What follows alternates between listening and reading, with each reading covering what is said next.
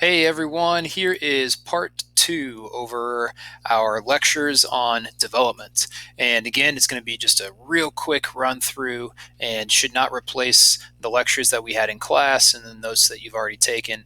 But instead, it's a good idea to take those notes back out and as you listen to this, kind of go through your things and add something if you need to, and to just refresh your memory over some of the content that we discussed earlier this year.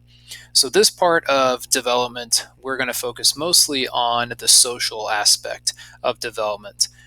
We will start with Erik Erikson. And you may recall that Erikson studied psychosocial development. And what he did was he believed that we progressed through these 8 stages of social development. And within each stage, we are faced with some kind of dilemma, some kind of conflict. And you can see I have them listed down there below. Now, kind of like I said in class, I really don't think it's worth your time spending, hours and hours trying to come up with mnemonics and memorize these 8 stages and the conflicts that exist within each stage, especially this year in 2020, knowing that there isn't a multiple choice section.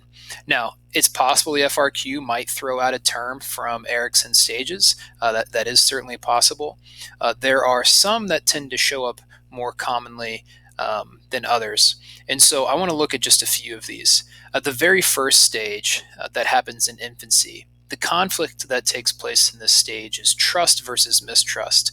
And we talked a little bit about this specifically when we looked at Mary Ainsworth. And remember that Ainsworth studied attachment and the idea that infants develop either what we call secure attachment or they develop insecure attachment. And a lot of that is based off trust. Can an infant trust that their caregiver is present, that their caregiver will respond to their needs, or are their needs not being met?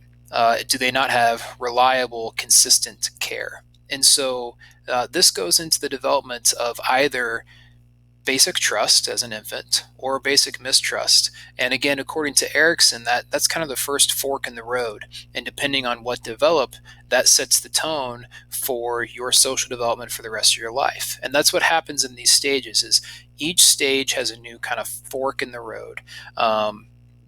Autonomy or shame and doubt. And so in this second stage, toddlerhood, when you've got 3-year-olds and they want to dress themselves and they want to come up with their own games to play in their little playroom, do parents allow them to kind of choose and make those choices for themselves, or do they say, no, you can't wear that, you can't play that certain way, dinosaurs can't fly? Well, I guess some can, right? The Tyrannosaurus Rex can't fly. And so do they instill kind of this autonomous mindset of I can make my own choices, or do they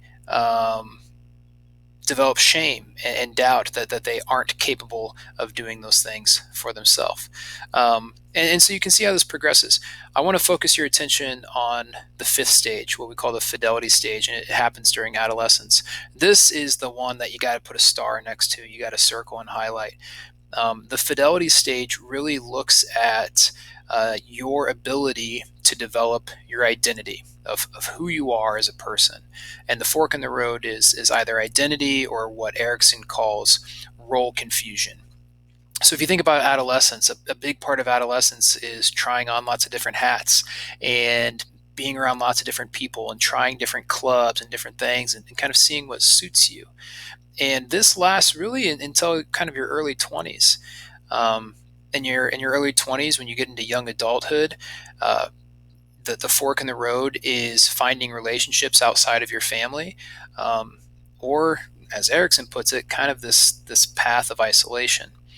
For the last two there, middle age and older adulthood, I'm gonna pause and wait on those because our last slide for this lecture kind of hits on that a little bit. But James Marcia offers kind of an alternative view to social development. Rather than this chronological progression through 8 stages, Marcia says that it's certainly possible that some elements of your identity are well established right now, even in adolescence, while others are not. And he says that a big part of our identity is the commitments that we've made in our life. And these are big commitments, things like what we believe in spiritually, what we believe in politically, what do we want to do with our life, where do we want to live, who do we want to spend time with. And so Erikson says that depending on the commitment, you can be in lots of different kind of phases. They're not really stages, they're more phases. Um, and so I have this kind of chart here, and it breaks it into two main spectrums. So we have how much exploration, in other words, how much time have you spent thinking about the options, and then have you actually committed to the decision itself. Some aspects of our identity have kind of been made for us.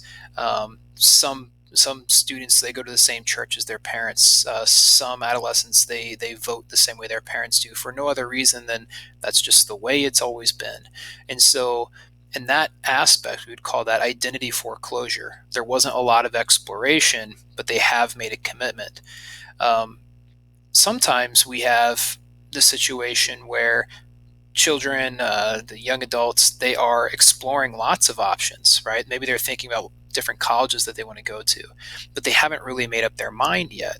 And so in that case, you have a lot of exploration taking place, but what you don't have yet is the commitment. And so that's what we call identity moratorium. And you can think, I need more time, right? Moratorium. I need more time to make my decision here.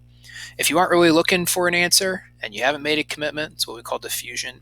And then let's say you've explored lots of different possibilities and you've decided on what works best for you. We call that identity achievement. And then our last slide here, kind of the latter part of Erikson when he's thinking about getting older, right? Some key terms to think about. Social clock is a big aspect of psychology that looks specifically at these kind of unspoken rules of when you should do things, right? So what is the appropriate age to move out on your own, to start a career, to own your first home, to start a family? These are aspects of what we call a social clock. And with social clock brings social clock pressures. And so that's the situation where someone feels like maybe they've missed the bus, right? They're older than they would have anticipated when they first move out, or when they get married, or when they have kids and things like that. Fluid and crystallized intelligence. Fluid intelligence, you think this is our ability to adapt to new situations, to learn new things, new abilities. And fluid intelligence kind of peaks in young adulthood. Whereas crystallized intelligence, we can almost think of this as knowledge. Crystallized intelligence is more concrete, and it's your intelligence for things that have happened, for experiences that you've had, for more semantic knowledge. And so crystallized intelligence kind of continues to exist as you get older and older, and you can see that in their chart there. Recognize that as we get older, we start to see declines in different cognitive and physical abilities. That should go without saying, right? And the last bullet point is an interesting one. Many people believe that as we get older, we become less happy, perhaps fear dying and things. But a lot of psychological research points to the opposite of that. That as we get into our older years, we're talking 60 plus, we tend to see a spike in happiness. And the older generations tend to be among the happiest groups of different ages. And as far as perception of death, most people, if they've lived a life, and I'm going to back up just a little bit here to Erikson, if they live a life of integrity, what Erikson would say integrity, and they've done everything they can, they've been a good person, and they've achieved their goals in their life, death is not really something that many people at that age fear. Whereas the other fork in the road, despair, it's a little late to go back and correct things that perhaps did not go the way that they want. And so that other fork, as Erikson said, would be despair, which can be quite depressing. So real quick overview of kind of the social aspect of development. If you have any questions at all, shoot me an email. Good luck.